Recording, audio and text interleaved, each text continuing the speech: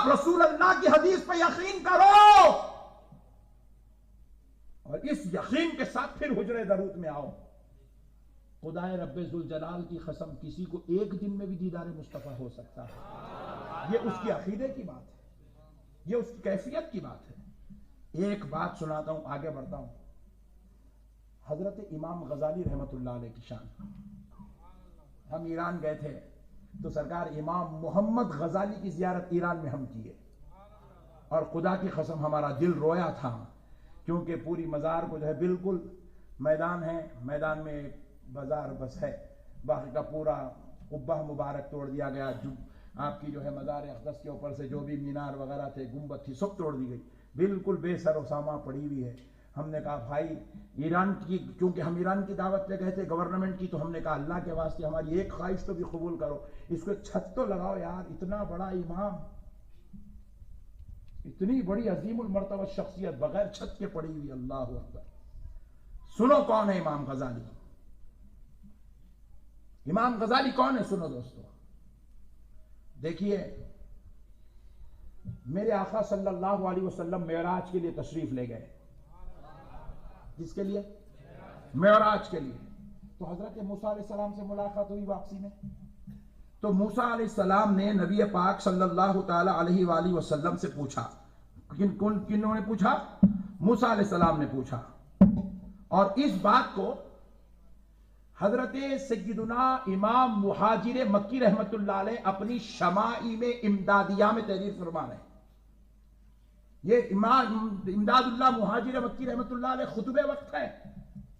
کون ہے؟ سرکار بانی جامع نظامیہ امام انوار اللہ فاروقی کے پیر و مرشد ہے.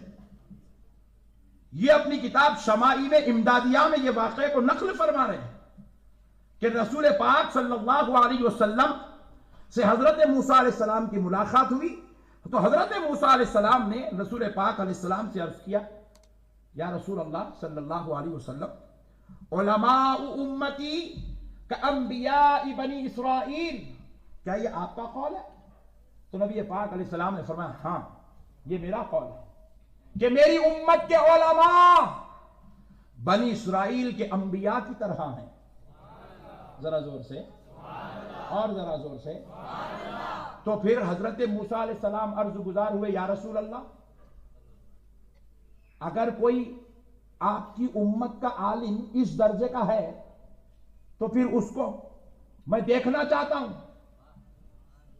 حضرت موسیٰ کہہ رہے ہیں. تو نبی پاک علیہ السلام نے عالم ارواح کی طرف توجہ فرمائی اور فرما کر امام غزالی کی روح پاک کو بلایا. سرکار امام غزالی کی روح پاک سفر معراج میں کے دوران میرے آقا کے روبرو حاضر ہوئی. شمائل میں امدادیہ میں امام امداد اللہ مہاجر مکی لکھتے ہیں سرکار کے روبرو حضرت امام غزالی کی روح پاک حاضر ہوئی اور حضرت موسیٰ علیہ السلام کو, رسول پاک علیہ السلام کو سلام عرض کرنے کے بعد حضرت موسیٰ نے امام غزالی کی روح پاک سے پوچھا آپ کا نام کیا ہے؟ کس نے پوچھا؟ موسیٰ علیہ السلام. ذرا بولے پلیز. موسیٰ علیہ السلام نے پوچھا. تو آپ کہتے ہیں محمد بن محمد الغزالی.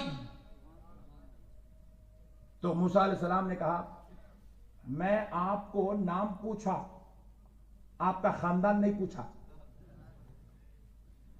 کیونکہ یہ سوال حضرت موسیٰ کا اس لیے تھا کہ وہ نبی کی امت کے عالم کی آخر علمی شان کیا ہے دیکھنا چاہتے تھے, علمی شان دیکھنا چاہتے تھے. تو ہوا کیا؟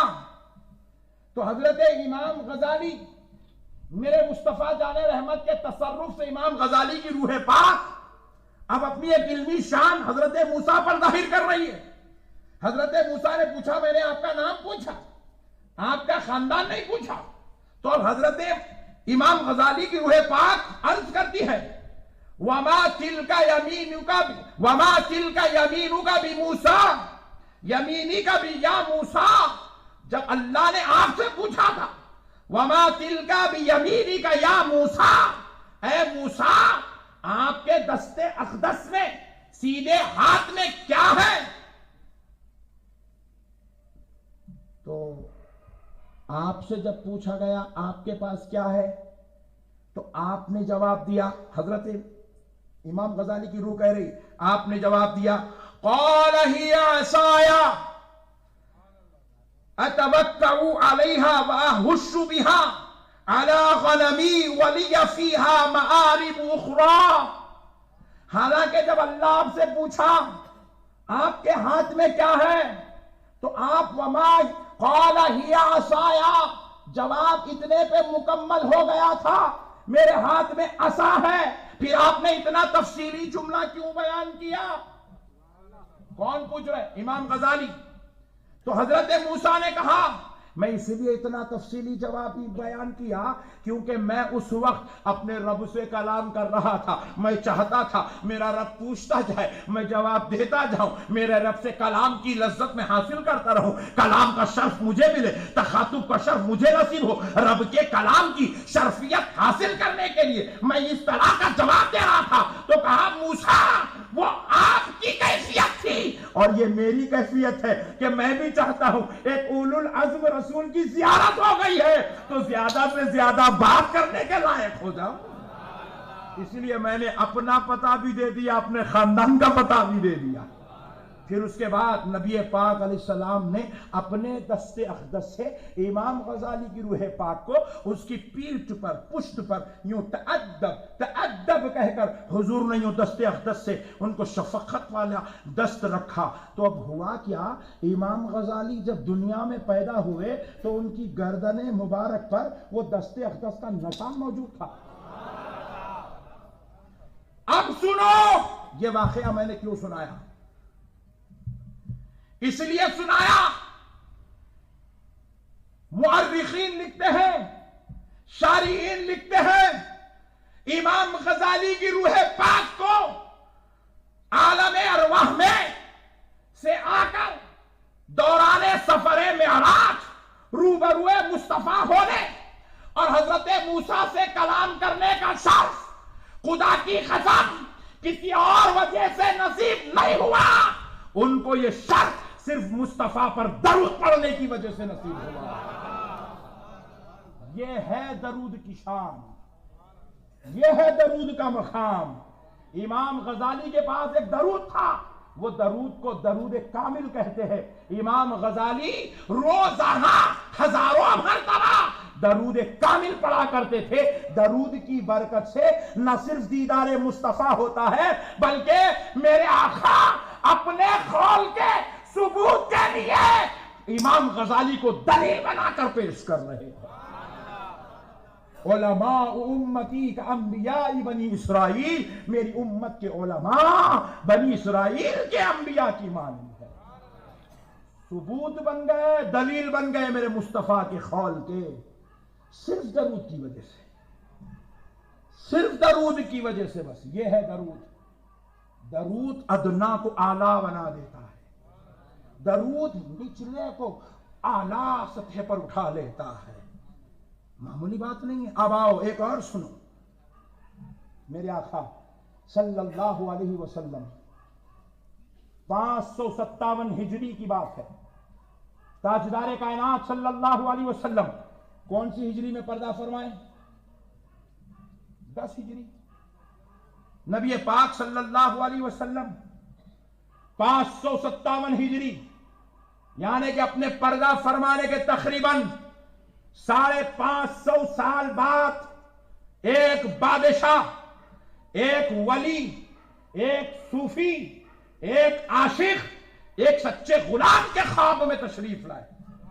وہ اس وقت 557 ہجری میں وہ یمن، کوفہ، عراق اور حجاز مقدس کے جو ہے حاکم الوقت تھے، خلیفہ تھے، اور ان کا نام السلطان الاولیاء السید نور الدین محمود سعدی زنگی رحمت اللہ تعالی علیہ بادشاہ تھے، خلیفہ وقت تھے، امیر المومنین تھے مسلمانوں کے، اور کہاں تھے؟ ملک شام پر آپ کی خلافت تھی، آپ کا دار الخلافت ملک شام میں تھا، ملک شام میں تھے۔ نبی پاک علیہ السلام ان کے خواب میں تشریف لائے، لا کر آقا علیہ السلام نے ارشاد فرمایا سید نور الدین نور الدین مجھے دو کتے تنگ کر رہے ہیں. کیا کہا ذرا بولو؟ نور الدین مجھے دو کتے تنگ کر رہے ہیں. کیا کہا ذرا بولو؟ اور زور سے بولو. نہیں اتنا ہلو نے، اور زور سے بولو. ہاں یہ بازو والے تھے. حضور خواب میں تشریف لا کے فرمائے مجھے دو کتے تنگ کر رہے ہیں. اللہ اکبر. انہوں رات میں خواب دیکھے. صبح جلیل القدر علماء اکرام کو اپنے دربار میں بلائے، مشورہ کرنے لگے. میں نے رات میں اپنے آقا کو اس طرح خواب میں دیکھا، میرے نبی نے فرمایا دو کتے مجھے تنگ کر رہے ہیں، آخر یہ کیا بات ہے؟ میں سمجھنے سے خاصی ہوں، ذرا بیان تو کریں. علماء نے کہا سرکار کا معاملہ ہے، رائے ادھر ادھر نہیں ہو سکتی ہے، اندازے پہ کوئی بات نہیں ہوگی، کیونکہ آپ بادشاہ وقت ہیں، آپ کو کہا ہے تو اس کے پیچھے کوئی راز ہے. سارے علماء تعبیر بتانے سے عاجز آ گئے. پھر دوسرے دن انہوں نے خواب دیکھا مجھے دو کتے تنگ کر رہے ہیں. پھر تیسرے دن انہوں نے خواب دیکھا نور الدین زنگی رحمت اللہ علیہ.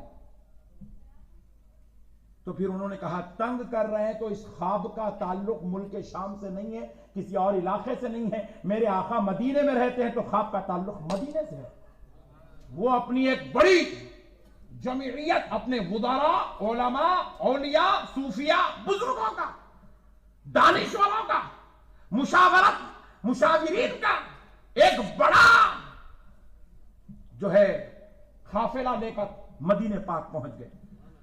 مدینے جا کر انہوں نے دیکھا یہاں کچھ حالات کیسے ہیں، لوگوں سے مشورہ کیا. سب لوگ کہہ رہے ہیں سب سکون ہے، سب اچھا ہے. پوچھا کوئی بدبخت لوگوں کے بیچ میں کوئی شریر لوگ، کوئی بدماش لوگ، کوئی ایسی چیز، کوئی کچھ نہیں، سب حالات سازگار ہے.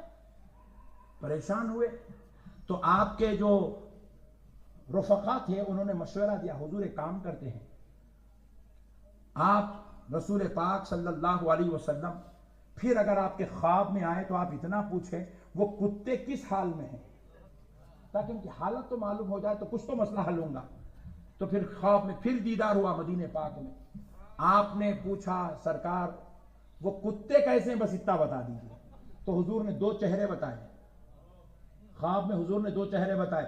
صبح اٹھے، رفقا سے مشورہ کیے، سرکار نور الدین زنگی رحمت اللہ علیہ نے اعلان کر دیا کہ اب مدینے پاک میں آپ کا میزبان بننا چاہتا ہوں اور میں آپ کو اپنا مہمان بنانا چاہتا ہوں، کیونکہ آپ میرے آقا کے پڑوسی ہیں، میرے آقا کے شہری ہیں، میرے آقا کے صحبت میں رہنے والے، ان کے مزار اقدس سے آپ کے گھر متصل ہیں، آپ حضور کے پڑوسی ہیں، میں دعوت کرنا چاہتا ہوں. اعلان کر دیا کوئی اپنے گھروں میں نہ پکائے، میں آپ کو دعوت دیتا ہوں، اور جو بھی دعوت میں آئے گا میں ان کو جاتے وقت نذرانے میں 2 اشرفیاں بھی دوں گا اور وہ مجھ سے مصافحہ بھی کرے تاکہ میں ان کے مصافحے کا شرف حاصل کروں. ایسی عاجزی بھری دعوت دی، عقیدت میں دی. 2 کام ہو جائیں گے، ایک تو مدینے والوں سے اظہار محبت بھی ہو جائے گی، دوسرا 2 کتوں کو پکڑنے کا موقع بھی مل جائے گا. دعوت رکھی، سارا مدینہ آ گیا، سب حضرت نور الدین زنگی کی دعوت میں شریک ہوئے. اور پھر اس کے بعد سارے لوگ 2 اشرفیاں لیے خوشیوں سے دعائیں دیتے ہوئے چلے گئے، مصافحہ بھی کرے نکلے. پھر بھی وہ 2 صورتیں جو خواب میں دیکھے تھے نظر. نور الدین زنگی رحمت اللہ علیہ ایک آدمی کو پکڑ کے پوچھنے لگے دیکھو ابھی بھی کوئی 2 آدمی ہے جو میری دعوت میں نہیں، امن سے ملنا چاہتا ہوں. بڑے دیر کے بعد پتا چلا ہاں واقعی 2 آدمی مدینے میں ہیں، اور وہ آدمی جو ہے اپنے حجروں میں رہتے ہیں، وہ بڑے پاک باز ہیں، وہ بڑے نیک صفت ہیں، وہ اولیاء اللہ میں سے ہیں، وہ اچھے بااخلاق ہیں، وہ باکردار ہیں، وہ سخاوت کرنے والے ہیں، لوگوں سے اخلاق سے پیش آتے ہیں. پوری بازو والوں کی صفات ہے. کہا وہی دونوں سے میں ملنے آیا ہوں. تو کہا حضور آئیے. وہ لوگ یہاں رہتے ہیں تو سرکار نے اپنے وزراء کو بھیجا. نور الدین زنگی رحمت اللہ نے کہا ان کو بلا کر لاؤ. وہ نہیں آ رہے تھے، پکڑ کے کھینچ کے لاؤ. کھینچ کے لائے. جیسے ہی ان کو دیکھا کہا خدا کی قسم میرے نبی نے انہی کا چہرہ مجھے بتایا. اب پوچھنے لگے پاک بازو، اے ولی صفت، اے نیک کردار، اے بااخلاق، اے شفیق محترم، ذرا اپنی تعریف تو سناؤ، تم ہے کون، کرتے کیا ہو؟ بولے ہم اللہ کی عبادت کرتے ہیں، رسول اللہ کے غلام ہیں، اللہ اللہ اللہ، ہر لفظ سے آوازیں نکالنے لگے. سرکار نور الدین زنگی نے کہا چلو ان کے گھر چلتے ہیں. ان کے گھر گئے، جا کے دیکھے تو وہ گدے ڈال کے نہیں بیٹھے، چٹائیاں ڈال کے ایسے پاک باز دیکھے تو لوگاں فلیٹ ہو جانا. چٹائیاں ڈال کے بیٹھے. وہ چٹائیوں کے نیچے کہا پوری چٹائیاں اٹھاؤ, ساری چٹائیں اٹھائے تو ایک سرنگ نکلی. نور الدین زنگی رحمۃ اللہ پریشان ہو گئے, سرنگ کیا کر رہے ہیں, کیا مطلب ہے؟ پھر ادھر دیکھے تھیلے پڑے ہوئے, یہ تھیلے کس کے لیے ہیں؟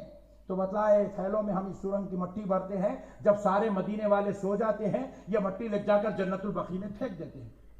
تو کہا پھر یہ کرتے کیا ہو سرنگ سے؟ نہیں بتا رہے تھے.